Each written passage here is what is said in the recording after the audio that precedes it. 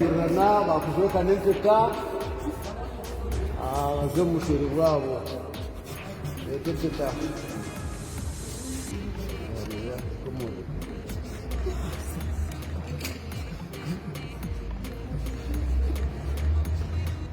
kama tenda kusaba ngereze petezi ze akamweso kargu akamwe karukundo no musugu munda habo acharisi n'gestina abatantushire bwo bizora. It is the final channel, Zanel alongside SPV Graphics and of course Afcloud. Banai, kino sikirabanga. Bulijjo mpulira buwulizi.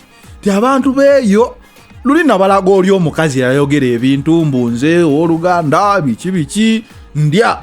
Kati ate bampadde n'amalala. Mbunno eyo gye mutegedde. West of course. Wakyaliyo ebintu by'okukaka abantu mu bufumbo. Family emu negamba tukuziza omwana waffe ajja kuwasa omukulu oli.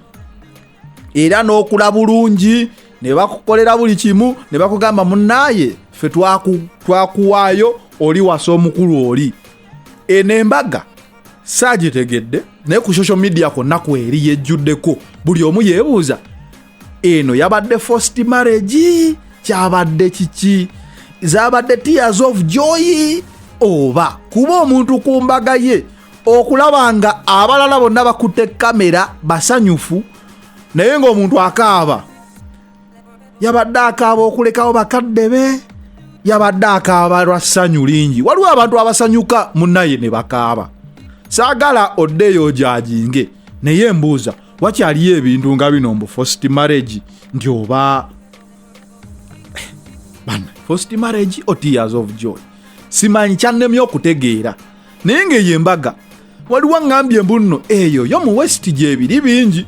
Bakukuza n'okula n'ofune no boyfriend n'okola biki nodde wamwe ne bagamba munnaye we twali tukuza nga tukusomesa mwami gundi yatuwe ssente ne tumugamba aliweza emyaka bwe giti ali kuwasa.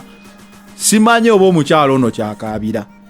By the way, simanyi oba kyakaabira. Naye ze comment eziri ku Facebook okwo ng'owulira oli agamba that is a forced marriage, those are tears of joy. Here in the West it happens, someone can give your dad cows then they marry you off ng'ate gwe tomwagala but it is culture.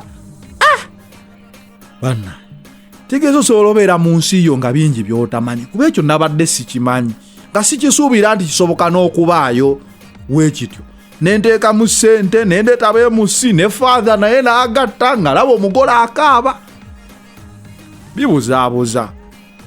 Bibuzaabuza kyemmanyi wasobola okubeerako ababadde ku mukolo ogwo ne balaba wano ku final channel. Musobola otuwa feedback.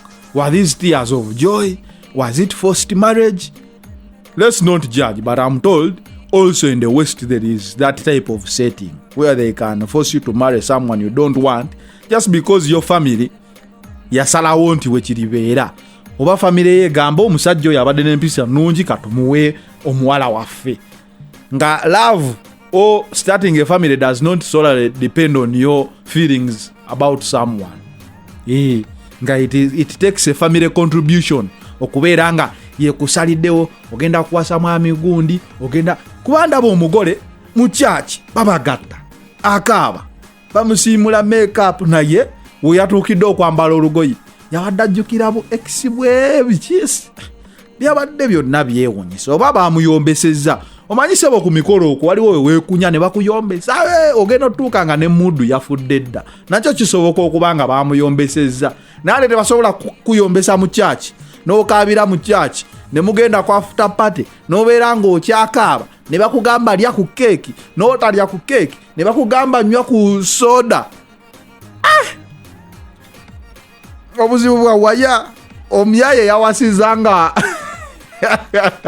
oba omukyala yatidde obuzibu bwa waya. Semusobola olaba omusajja n'ogamba onanzise bannaye musanyuse mulidde ente naye nze temumanyi kye munsindiseeko. Oba kisoboka okuba nga mugamba bannaye omusajja oyo munsindise eno mu maka ge ekyubaalo bannaye. Naye mumbuulire bannaye abava mu West musobola okumbulira nga mwatangazaako ku oli omukyala nti ebintu ng'ebyo byali bikyaliyo naye kati byaggwayo.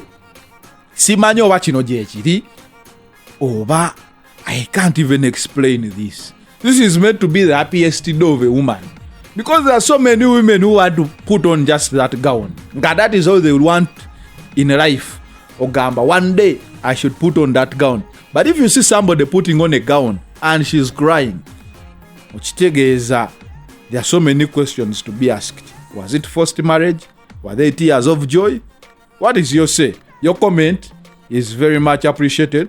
Sobola okumpa feedback onungamba this is what really happened, if you know what really happened.